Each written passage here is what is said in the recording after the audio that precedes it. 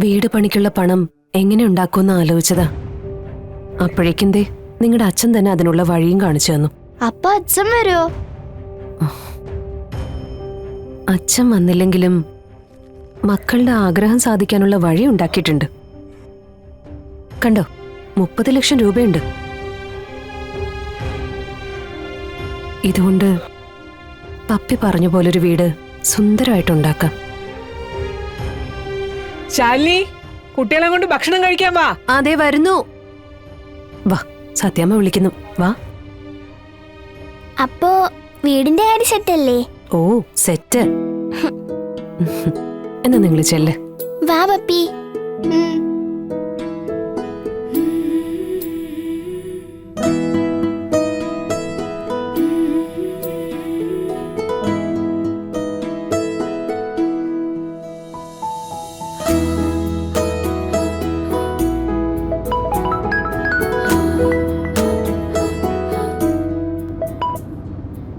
ആ മാഡം പറഞ്ഞോളൂ.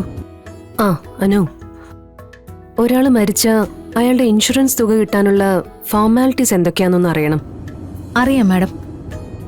ആ ഇൻഷുറൻസിന്റെ ഡീറ്റെയിൽസ് എനിക്കൊന്ന് അയച്ചു തന്നാൽ മതി. ആ ഓക്കെ. മാഡം ഇത് ആർക്ക് വേണ്ടിയാ? ഇത് എൻ്റെ ഒരു ഫ്രണ്ടിന് വേണ്ടിയിട്ടാ. പറ്റുമെങ്കിൽ നാളെ തന്നെ കാര്യങ്ങൾ അറിയണം. ആ തീർച്ചയായിട്ടും പറയാം മാഡം.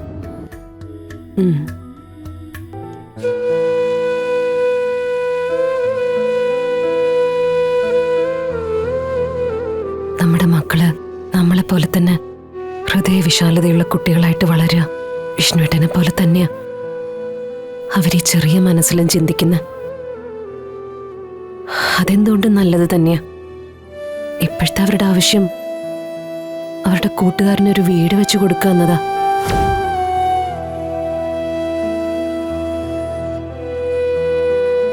സർക്കാർ തലത്തിൽ നീങ്ങിക്കഴിഞ്ഞാൽ ഒരുപാട് കാലതാമസം എടുക്കും.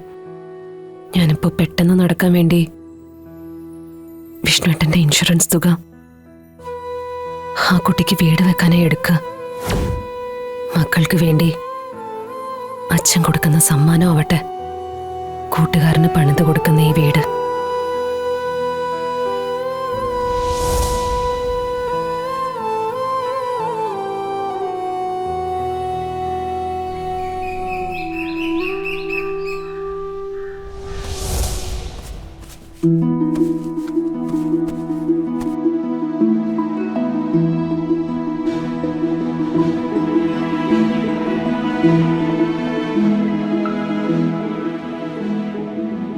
അയ്യോ ഗോപാലേട്ടാ, ഇതൊക്കെ ഞാൻ ചെയ്യായിരുന്നല്ലോ.